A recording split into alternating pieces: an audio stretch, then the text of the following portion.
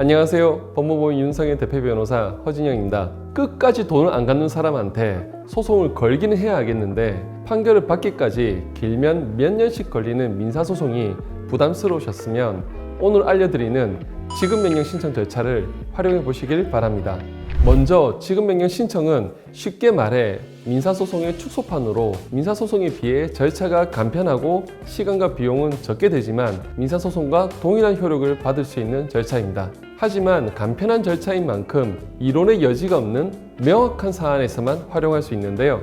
예를 들어 A가 B에게 1억 원짜리 차를 판 경우 자동차 매매 계약서에 이렇게 적혀 있겠죠.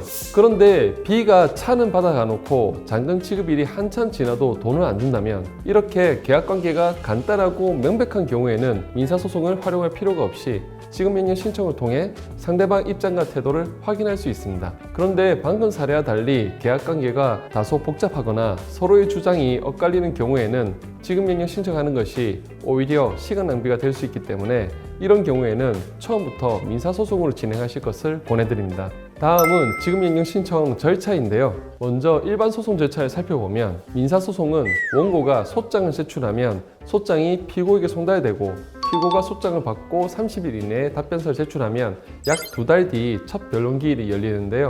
보통 변론기일이 2-3회 정도 진행되고 변론 종결 후 판결 선고가 이루어집니다. 그런데 변론기일 외에도 필요시 감정기일이나 증인신문기일이 열리기 때문에 소송 과정이 짧게는 6개월, 길게는 1년 이상이 걸리기도 합니다. 이에 반해 지급명령 절차는 신청서를 작성하여 법원에 제출하면 당사자나 변호사의 출석 없이 판사님이 신청서를 심사하고 청구 내용에 문제가 없다고 판단하는 경우 그대로 지급명령을 내리고 판결문과 동일한 효력이 있는 지급명령 결정문을 채무자에게 송달합니다. 그리고 채무자가 그 결정문을 받고 2주 이내에 이의신청하지 않으면 지급명령 결정이 그대로 확정되어 채권자는 채무자의 재산을 강제 집행할 수 있는데요.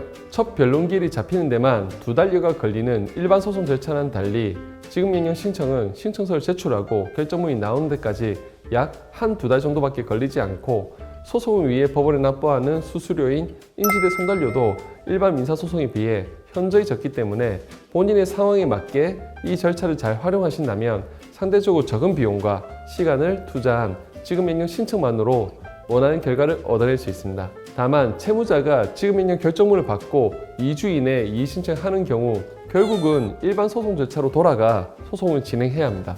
이어서 지급명령을 신청하기 전 꼭 확인해 보셔야 하는 내용들이 있는데요. 첫 번째, 지급명령 신청은 금전의 지급, 즉 내 돈을 달라는 목적으로 신청하는 것이기 때문에 상대방에게 땅을 돌려달라, 사무실을 언제까지 빼달라 이런 요청을 할 수가 없습니다. 그렇기 때문에 지급명령 신청은 전세 기간이 만료되었는데도 집주인이 전세금을 돌려주지 않는 경우, 매매 물건을 줬는데 상대방이 매매 대금을 주지 않는 경우, 차용증을 쓰고 돈을 빌려줬는데 상대방이 대여금을 갖지 않는 경우, 이렇게 명백히 돌려받을 금전 채권이 있는 경우에 적절히 활용하셔야 되겠습니다.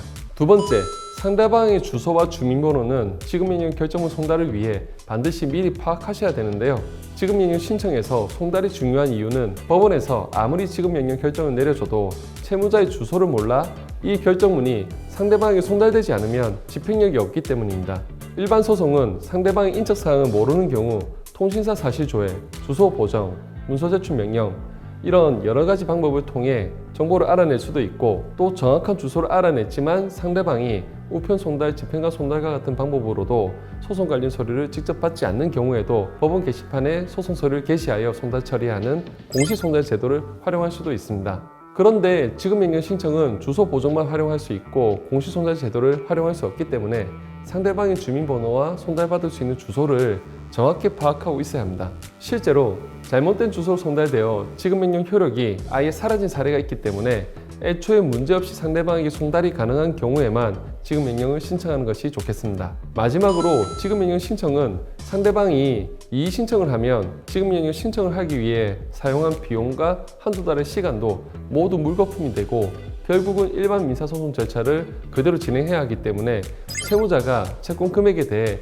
100% 인정하고 채권자가 이에 대한 명확한 증거를 갖고 있어 상대방이 이의 신청을 할 소지가 거의 없는 경우에 활용해야 합니다.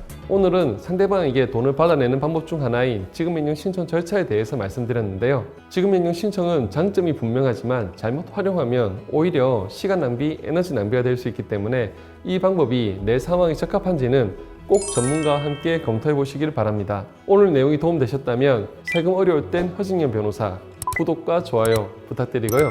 저는 다음 시간에 찾아뵙겠습니다. 감사합니다.